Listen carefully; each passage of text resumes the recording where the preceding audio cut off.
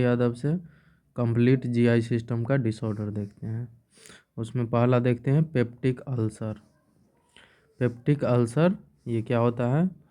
इसमें है अल्सरेशन और इरोजन हो जाता है in any part of GIT. क्या है? अल्सरेशन या इरोजन हो जाता है एनी पार्ट ऑफ जीआईटी। बोले तो ईसोफेगस, स्टमक, ड्यूडेनम, जेजुनम। बोले तो after gastrectomy that comes into contact with gastric juice specially HCL और पेप्सिन। तो याद रखना है इसमें क्या होता है, पेप्टिक अल्सर में अल्सरेशन और इरोजन हो जाता है, ठीक है, एनी पार्ट ऑफ जीआईटी, जैसे oesophagus, stomach, duodenum, jejunum. After gastrectomy that comes into contact हो जाता है with gastric juice specially HCL और पेप्सिन से। देखते हैं नेक्स्ट। अल्सर में be refer to as oesophageal, gastric, duodenal ulcer depend on its location. याद रखना है अल्सर है may be refer to as oesophageal, gastric और ड्यूडेनल अल्सर, जो डिपेंड ऑन होता है लोकेशन। देखते हैं मोस्ट कॉमन जो पेप्टिक अल्सर होता है क्या होता है? मोस्ट कॉमन होता है ड्यूडेनल अल्सर और गैस्ट्रिक अल्सर। याद रखना है सबसे ज़्यादा देखने को मिलता है ड्यूडेनल अल्सर, फिर गैस्ट्रिक अल्सर। तो मोस्ट कॉमन होता है ड्यूडेनल और गैस्ट्रिक अल्सर। इटियोलॉजी देखते हैं। इटियोलॉजी में क्या होता है? हाइपर सिक्रीशन हो जाता है गैस्ट्रिक जूस का बाई किसके द्वारा? तो increase stimulation of vagus nerve. याद रखना है हाइपर सिक्रीशन हो जाता है गैस्ट्रिक जूस का बाई इंक्रीज स्टिमुलेशन होगा क्या है? वेगस नर्व का। तो ठीक है, इंक्रीज नंबर और capillary of the parietal cell to secrete acid. याद रखना है इंक्रीज नंबर और capacity of parietal cell to क्या है? To secrete acid. इम्पेयर्ड हो जाता है म्यूकोजल बैरियर प्रोटेक्शन। याद रखना है इम्पेयर्ड हो जाता है म्यूकोजल बैरियर प्रोटेक्शन, ठीक है, इम्पेयर्ड हो जाएगा जिसके म्यूकोजल बैरियर प्रोटेक्शन। अब देखते हैं नेक्स्ट रिस्क फैक्टर। देखते हैं क्या होता है रिस्क फैक्टर। रिस्क फैक्टर जो होता है यूज ऑफ अल्कोहल, स्मोकिंग, ठीक है, स्मोकिंग, और क्या होता है क्या? अल्सरोजेनिक ड्रग, जैसे अल्सरोजेनिक ड्रग में क्या है? एस्प्रिन है, NSAID है एंड स्टेरॉइड ले रहा है, ठीक है, ये रिस्क फैक्टर होता है। So it's never give empty stomach. तो याद रखना है so it's never give empty stomach. Empty stomach ये नहीं लेना है, ठीक है। एस्प्रिन है, NSAID और स्टेरॉइड कभी भी हम नहीं लेंगे एम्प्टी स्टमक। तो याद रखना है रिस्क फैक्टर क्या क्या होता है? अल्कोहल है, स्मोकिंग है, क्या अल्सरोजेनिक ड्रग ले रहा है जैसे एस्प्रिन है, NSAID है और स्टेरॉइड है, ठीक है। तो so it's never give empty stomach. अब देखते हैं इन्फेक्शन। इन्फेक्शन है बाई क्या है? Helicobacter pylori bacteria. याद रखना है कौन सा बैक्टीरिया है? हेलिकोबैक्टर पाइलोरी बैक्टीरिया, जो कि ग्राम नेगेटिव बैक्टीरिया है। That cause 90% of peptic ulcer क्या यही कराता है? क्या है? हेलिकोबैक्टर पाइलोरी बैक्टीरिया, जो कि ग्राम नेगेटिव होता है, जो कि 90% केसेस में पेप्टिक अल्सर कराता है। And in some patient gastric cancer और mucosal associated lymphoid type lymphomas. याद रखना है एंड इन सम पेशेंट, कुछ पेशेंट में जो करता है गैस्ट्रिक कैंसर करता है और म्यूकोजल एसोसिएटेड लिम्फोइड क्या है? Lymphoid type लिम्फोमाज। नेक्स्ट देखते हैं फैमिली हिस्ट्री है ऑफ पेप्टिक अल्सर का एंड ब्लड ग्रुप ओ का। याद रखना है फैमिली हिस्ट्री है पेप्टिक अल्सर का और ब्लड ग्रुप ओ का। अब देखते हैं जोलिंगर क्या है? Zollinger Ellison syndrome. Zollinger Ellison syndrome ये क्या होता है? ये एबनॉर्मल सिक्रीशन हो जा abnormal secretion of gastrin from the tumour of parietal islet. याद रखना है, जोलिंगर इलिसन सिंड्रोम जो होता है इसमें एबनॉर्मल सिक्रीशन हो जाता है गैस्ट्रिन का from tumour of pancreatic islet से, विच कॉज जिसके कारण एक्सेसिव सिक्रीशन हो जाता है गैस्ट्रिक जूस। ठीक है, जिसके कारण एक्सेसिव सिक्रीशन हो जाता है गैस्ट्रिक जूस। तो याद रखना है जोलिंगर इलिसन सिंड्रोम जो होता है इसमें क्या होता है, एबनॉर्मल सिक्रीशन हो जाता है गैस्ट्रिन का। ठीक है, फ्रॉम कहाँ से, ट्यूमर ऑफ पेनक्रियाटिक आइजलेट से, तो जिसके कारण क्या करेगा, एक्सेसिव सिक्रीशन कर देता है गैस्ट्रिक जूस को, उसी को बोलते हैं जोलिंगर इलिसन सिंड्रोम। अब देखते हैं नेक्स्ट, स्ट्रेस। क्या है, stress specially cause duodenal ulcer, और स्ट्रेस अगर लेगा तो स्पेशली कॉज कर देता है ड्यूडेनल अल्सर। क्यों, ड्यू टू वेजो कंस्ट्रिक्शन के कारण। याद रखना है, कोई भी पेशेंट अगर स्ट्रेस ले रहा है तो वो क्या होगा, उसमें ड्यूडेनल अल्सर देखने को मिलेगा, क्योंकि ये वेजो कंस्ट्रिक्शन करा देता है। अब देखते हैं कर्लिंग अल्सर। कर्लिंग अल्सर क्या होता है भैया, कर्लिंग अल्सर जो होता है ulcer caused bye severe burn के कारण देखने को मिलता है। तो याद रखना है इसको, कर्ल बर्न, कर्ल बर्न ऐसे करके याद रखना है। तो कर्लिंग अल्सर जो होता है ulcer caused bye severe burn के कारण देखने को मिलता है। अब देखते हैं कुशिंग अल्सर। कुशिंग अल्सर जो होता है अल्सर, इसमें होता है ulcer caused by increase secretion of gastric acid, increase secretion of gastric acid due to vagus nerve stimulation. ठीक है, due to vagus nerve stimulation in increase, क्या है, इन इंक्रीज आईसीपी। ठीक है, इंट्राक्रेनियल प्रेशर। ठीक है, ड्यूरिंग हेड इंजरी कॉज। याद रखना है, कुशिंग अल्सर जो होता है इसमें क्या होता है, इंक्रीज सिक्रीशन हो जाता है गैस्ट्रिक एसिड का। क्यों, due to vagus nerve stimulate कर देता है। ठीक है, इन कहाँ पे, इंक्रीज आईसीपी में ड्यूरिंग हेड इंजरी कॉज के वजह से। अब देखते हैं क्या है, क्रोन्स डिसीज। क्रोन्स क्या होता है, CROHN, क्रोन याद रखना है। ठीक है, क्रोन डिसीज और रीजनल इंटराइटिस। क्रोन्स डिसीज और रीजनल इंटराइटिस जो है ये क्या है, अ क्रोनिक ग्रेनुलोमेटस इन्फ्लामेटरी डिसीज होता है, यूजुअली इन टर्मिनल इलियम के पास। तो क्या देखने को मिलेगा, ये रिस्क फैक्टर होता है क्रोन्स डिसीज और रीजनल इंटराइटिस, जो कि क्रोनिक ग्रेनुलोमेटस इन्फ्लामेटरी डिसीज होता है यूजुअली टर्मिनल इलियम पे। तो यह भी एक रिस्क फैक्टर होता है।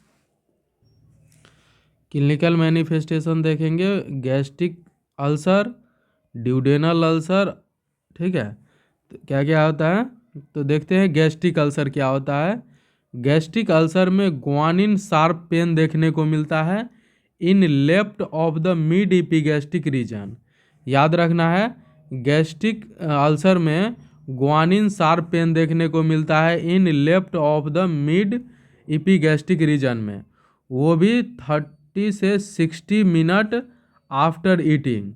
याद रखना है, वो भी कब देखने को मिलता है, 30 से 60 मिनट बाद, क्या है, ईटिंग के, खाना खाने के 30 से 60 मिनट बाद ग्वानिन शार्प पेन देखने को मिलता है। कहाँ पे, तो left of the mid epigastric region में। ठीक है, इसमें क्या है, food ingestion make pain, pain more, क्या है, मतलब पेन मोर नोटिसिएबल हो जाएगा। याद रखना है, अगर फूड इंजेक्शन करेगा तो पेन जो है वो क्या है, मतलब पेन मोर नोटिसिएबल, मतलब पेन बढ़ जाएगा। तो याद रखना है, गैस्ट्रिक अल्सर में क्या होता है, 30 से 60 मिनट बाद खाना खाने के ग्वानिन शार्प पेन देखने को मिलता है left of mid epigastric region में, लेफ्ट ऑफ कहाँ, मिड इपीगैस्ट्रिक रीजन में। और खाना खाने के क्या करेगा, अगर फूड इंजेक्शन करेगा, खाना खाएगा तो पेन है वो मोर नोटिसिएबल हो जाएगा। और क्या है, गैस्ट्रिक अल्सर में हेमेटेमेसिस भी देखने को मिलता है। हेमेटेमेसिस जो होता है ब्लड होता है इनटू वोमिटिंग में, मतलब वोमिटिंग करेगा तो उसमें ब्लड देखने को मिलेगा, उसको बोलते हैं हेमेटेमेसिस। तो हेमेटेमेसिस देखने को मिलता है गैस्ट्रिक अल्सर में। और नोजिया और वोमिटिंग भी देखने को मिलेगा, नोजिया और वोमिटिंग याद रखना अच्छे से, नोजिया और वोमिटिंग।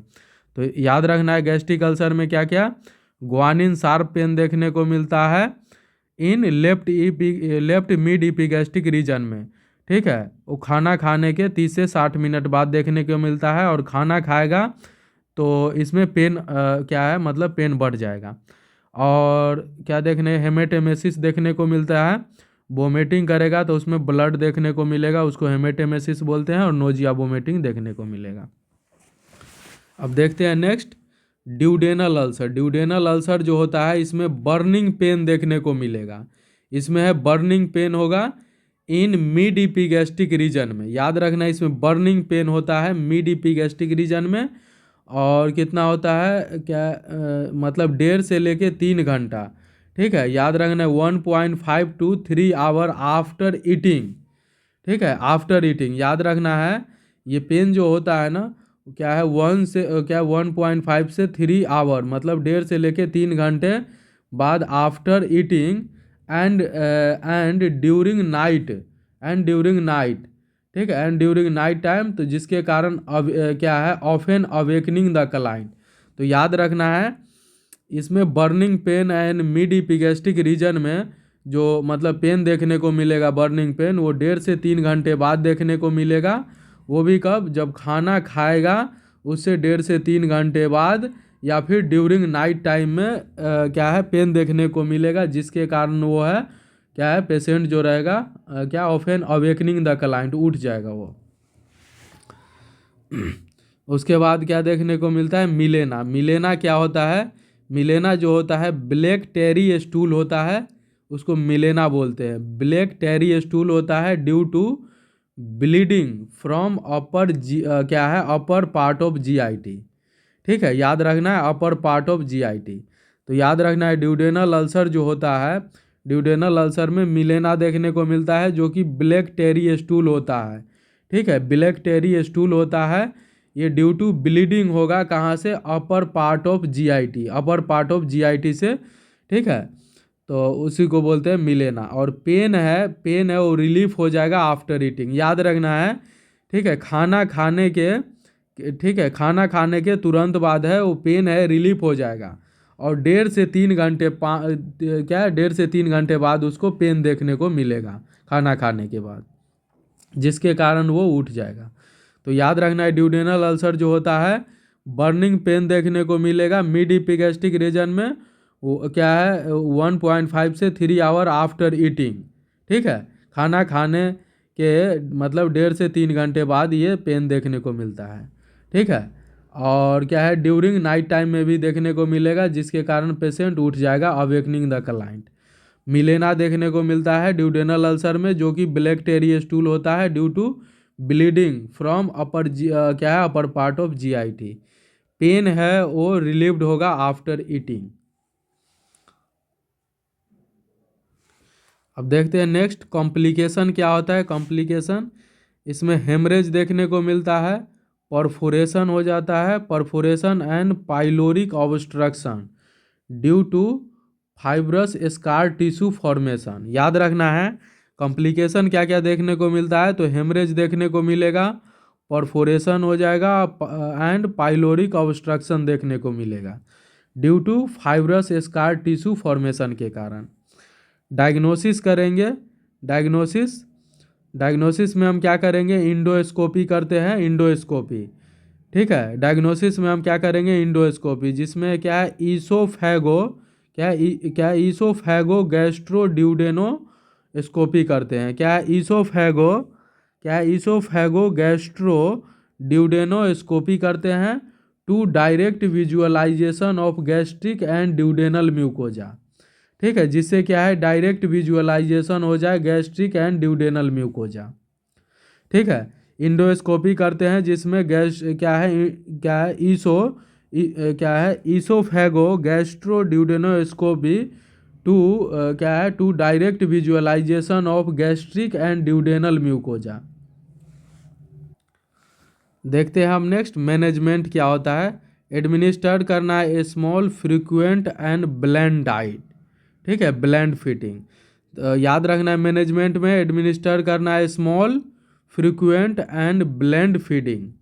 ठीक है, मैनेजमेंट में क्या करोगे, स्मॉल फ्रीक्वेंट एंड ब्लेंड क्या है फीडिंग करेंगे।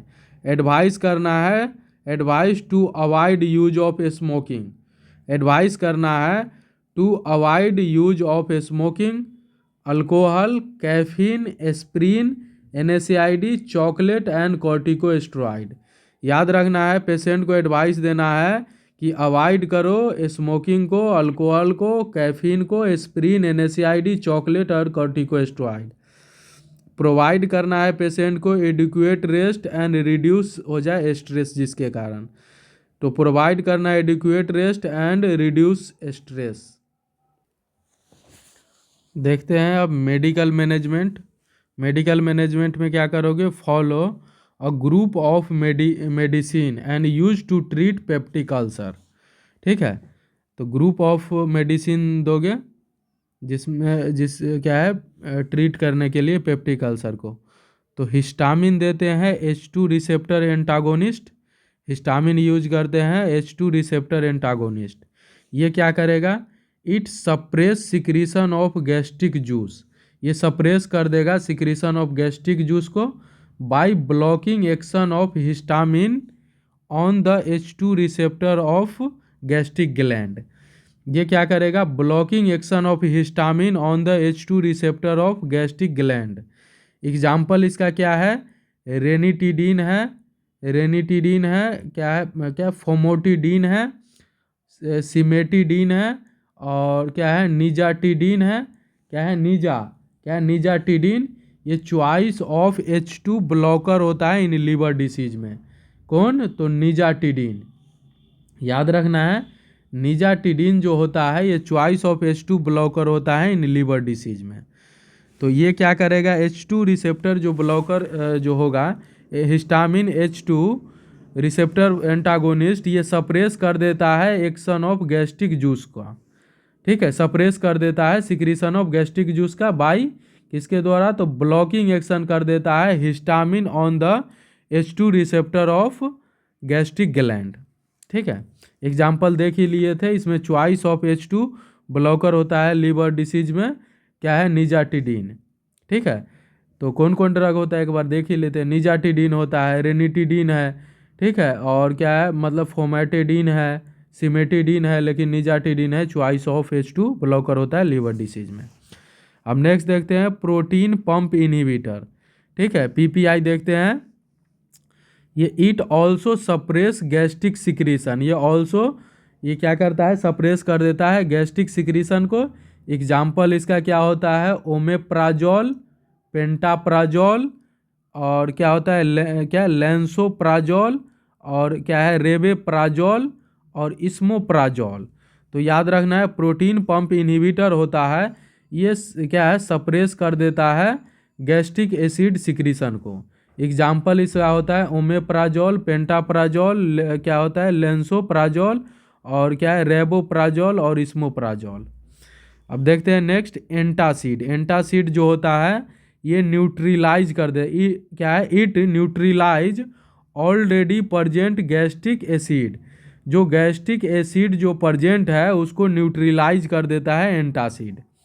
एंटासिड जो होता है ये क्या करेगा, जो गैस्ट्रिक एसिड जो प्रजेंट है उसको ये क्या करेगा, न्यूट्रिलाइज कर देता है एंटासिड, क्या है इनटू द स्टमक। एग्जाम्पल जो होता है इसका मैग्नीशियम हाइड्रोक्साइड होता है, मैग्नीशियम हाइड्रोक्साइड होता है, इसको मिल्क ऑफ मैग्नीशिया बोलते हैं। इसको क्या बोलते हैं, मिल्क ऑफ मैग्नीशिया, किसको, मैग्नीशियम हाइड्रोक्साइड को। और एल्युमिनियम हाइड्रोक्साइड होता है, कैल्शियम कार्बोनेट हो गया, सोडियम बाइकार्बोनेट। तो याद रखना है एंटासिड का काम क्या होता है, ये न्यूट्रिलाइज कर देता है जो प्रजेंट रहता है गैस्ट्रिक एसिड, कहाँ पे, तो स्टमक में। इसका एग्जाम्पल क्या होता है, मैग्नीशियम हाइड्रोक्साइड जिसको मिल्क ऑफ मैग्नीशिया बोलते हैं, एल्युमिनियम हाइड्रोक्साइड होता है, और calcium carbonate and sodium bicarbonate. अब देखते हैं next mucosal barrier. Mucosal barrier to create क्या है, टू क्रिएट प्रोटेक्टिव क्या protective barrier against acid and pepsin. Example होता है सुक्राल फैट। तो याद रखना है म्यूकोजल बैरियर जो होता है, म्यूकोजल बैरियर वो क्या करेगा, टू क्रिएट प्रोटेक्ट बैरियर, ये प्रोटेक्टिव बैरियर के तरह काम करेगा म्यूकोजल बैरियर। अगेंस्ट किसके खिलाफ, एसिड एंड पेप्सिन के खिलाफ। इसका एग्जाम्पल क्या होता है, सुक्राल फैट। तो म्यूकोजल बैरियर जो होता है ये प्रोटेक्टिव बैरियर के तरह काम करता है अगेंस्ट एसिड और पेप्सिन के। इसका एग्जाम्पल होता है सुक्राल फैट। अब नेक्स्ट देखते हैं, एंटीबायोटिक थेरेपी भी यूज करोगे। तो देखते हैं एंटीबायोटिक थेरेपी में क्या दोगे, it use to treat Helicobacter pylori bacteria infection. याद रखना है, क्या करना है, एंटीबायोटिक थेरेपी क्यों दोगे, क्योंकि ये ट्रीट कर देता है हेलिकोबैक्टर पाइलोरी बैक्टीरिया इन्फेक्शन को। एग्जाम्पल में क्या है, क्लिथ्रोमाइसिन, क्लिथ्रोमाइसिन, एजिथ्रोमाइसिन, ठीक है, क्लिथ्रोमाइसिन और एजिथ्रोमाइसिन। इसमें क्या यूज करते हैं, ट्रिपल थेरेपी। ट्रिपल थेरेपी जो होता है ये फर्स्ट लाइन ट्रीटमेंट होता है, first line treatment of Helicobacter pylori के लिए, ठीक है, विच इंक्लूड कम्बिनेशन ऑफ में क्या क्या देते हैं, कम्बिनेशन ऑफ एमोक्सिलिन यूज करते हैं 1 ग्राम, क्लिथ्रोमाइसिन देते हैं 500 mg और प्रोटीन पंप इनहिबिटर देते हैं लाइक पेंटाप्राजोल कितना 40 mg फॉर कितने दिनों के लिए, 7 से लेके 14 दिनों के लिए। तो अपने को याद रखना है ये लाइन अच्छे से, क्या होता है, क्या एंटीबायोटिक थेरेपी हम जो यूज करते हैं वो ट्रीट करता है हेलिकोबैक्टर पाइलोरी बैक्टीरिया इन्फेक्शन, जिसमें हम क्या यूज करते हैं, ट्रिपल थेरेपी। ट्रिपल थेरेपी में हम फर्स्ट लाइन ये ट्रीटमेंट होता है एच पाइलोरी के लिए, कम्बिनेशन हम यूज करते हैं एमोक्सिलिन यूज करते हैं 1 ग्राम, 1 ग्राम इमोक्सिलिन देते हैं ट्रिपल थेरेपी में, ठीक है। क्लिथ्रोमाइसिन जो हम यूज करते हैं 500 mg हम यूज करते हैं, और प्रोटीन पंप इनहिबिटर में पेंटाप्राजोल देते हैं 40 mg, वो भी 7 से लेके 14 दिनों के लिए, 7 से 14 दिनों के लिए हम यूज करते हैं। तो क्या क्या यूज करते हैं, एमोक्सिलिन देते हैं, याद रखना है, एमोक्सिलिन देते हैं 1 ग्राम और क्लिथ्रोमाइसिन देते हैं 500 mg और प्रोटीन पंप इनहिबिटर में पेंटाप्राजोल देते हैं 40 mg 7 से 14 दिन के लिए। अब देखते हैं नेक्स्ट, प्रोस्टाग्लैंडिन। प्रोस्टाग्लैंडिन क्या करेगा, ये है it suppress secretion of gastric acid, example misoprostol. याद रखना है प्रोस्टाग्लैंडिन है ये सप्रेस कर देगा सिक्रीशन ऑफ गैस्ट्रिक एसिड को, एग्जाम्पल होता है मीजोप्रोस्टॉल। देखते हैं surgical management. Surgical management it is useful if unresponsive to medication, या फिर if haemorrhage perforation and obstruction occur हो गया है तो अपने को सर्जिकल मैनेजमेंट करना पड़ेगा। सर्जिकल मैनेजमेंट में देखते हैं वैगोटोमी। वैगोटोमी क्या होता है, वैगोटोमी जो होता है ये, इसमें सर्जिकल डिवीजन किया जाता है, surgical division of vagus nerve, ठीक है, टू एलिमिनेट वेगस स्टिमुलेशन, जिसके कारण एलिमिनेट हो जाए वेगल स्टिमुलेशन जो हो रहा था वो क्या हो जाए, एलिमिनेट हो जाए, ठीक है। वेगल स्टिमुलेशन जो है वो इंक्रीज कर देता है ना HCl सिक्रीशन को, तो इसीलिए इसको हम डिवीजन कर देते हैं, ठीक है। तो उसी को बोलते हैं वैगोटोमी। वैगोटोमी में क्या करते हैं, सर्जिकल डिवीजन कर देते हैं वेगस नर्व को, ठीक है, वेगस नर्व को सर्जिकल डिवीजन कर देते हैं, जिसके कारण ये एलिमिनेट हो जाएगा, वेगल स्टिमुलेशन नहीं होगा, ठीक है, क्योंकि वेगल स्टिमुलेशन जो है ये इंक्रीज HCl सिक्रीशन करा देता था, इसीलिए इसको हम क्या करेंगे, सर्जिकल डिवीजन कर देंगे वेगस नर्व को। अब देखते हैं टोटल गैस्ट्रेक्टोमी। टोटल गैस्ट्रेक्टोमी क्या होता है, टोटल गैस्ट्रेक्टोमी ये रिमूव कर देते हैं, remove of stomach, oesophagus and attach to the duodenum, ठीक है, अटैच टू द ड्यूडेनम बोले तो इसोफेगो ड्यूडेनो क्या है, ड्यूडेनोस्टोमी, ठीक है। और उसके बाद अगर जेजुनम से अगर करते हैं अटैच तो उसको बोलते हैं इसोफेगो जेजुनोस्टोमी। याद रखना है टोटल गैस्ट्रेक्टोमी करेंगे तो उसमें रिमूव करते हैं स्टमक एंड इसोफेगस, स्टमक और इसोफेगस को रिमूव करते हैं, और अटैच करेंगे अगर ड्यूडेनम से तो उसको बोलते हैं इसोफेगो ड्यूडेनोस्टोमी, और जेजुनम से अटैच करते हैं उसको बोलते हैं इसोफेगो जेजुनोस्टोमी। अब देखते हैं नेक्स्ट, एंट्रेक्टोमी। एंट्रेक्टोमी क्या होता है? एंट्रेक्टोमी को क्या है, गैस्ट्रिक रिसेक्शन बोलते हैं। एंट्रेक्टोमी जो होता है उसको क्या बोलते हैं भैया? तो गैस्ट्रिक रिसेक्शन बोलते हैं। इसमें रिमूव क्या है, removal of lower half of stomach. इसमें रिमूव करते हैं लोअर हाफ ऑफ स्टमक को। ठीक है, एंट्रेक्टोमी होता है। एंट्रेक्टोमी में जिसको बोलते हैं गैस्ट्रिक रिसेक्शन, इसमें रिमूव करते हैं लोअर हाफ ऑफ स्टमक को। अब देखते हैं बिलरोथ फर्स्ट एंड बिलरोथ सेकेंड, जो कि मोस्ट वेरियाई है। बिलरोथ फर्स्ट होता है, उसमें गैस्ट्रोड्यूडेनोस्टोमी किया जाता है। बिलरोथ फर्स्ट को गैस्ट्रोड्यूडेनोस्टोमी बोलते हैं। इसमें रिमूव करते हैं, removal of distal part of stomach. ठीक है, and the reminder of stomach is anastomose to the duodenum. याद रखना है, बिल्लोथ फर्स्ट में गैस्ट्रोड्यूडेनोस्टोमी में इसमें रिमूव करते हैं डिस्टल पार्ट ऑफ स्टमक को, and reminder of stomach is anastomose कर देते हैं ड्यूडेनम से, उसको बोलते हैं गैस्ट्रोड्यूडेनोस्टोमी। बिल्लोथ सेकेंड में गैस्ट्रोजेजुनोस्टोमी में इसमें क्या करेंगे, पार्शियल गैस्ट्रेक्टोमी करेंगे, विथ रिमेनिंग सेगमेंट है एनास्टमोस्ट कर देंगे जेजुनम से। तो बिल्लो सेकेंड में है गैस्ट्रोजेजुनोस्टोमी में, इसमें पार्शियल गैस्ट्रेक्टोमी करते हैं, विथ रिमेनिंग जो सेगमेंट होता है उसको एनास्टमोस कर देते हैं जेजुनम से, तो इसको बिल्लो सेकेंड बोलते हैं। अब देखते हैं नेक्स्ट, पाइलोरोप्लास्टी। पाइलोरोप्लास्टी क्या होता है? ये होता है इनलार्जमेंट ऑफ पाइलोरस। इनलार्जमेंट करते हैं पाइलोरस को, जिससे टू प्रिवेंट हो जाए पाइलोरिक ऑब्स्ट्रक्शन।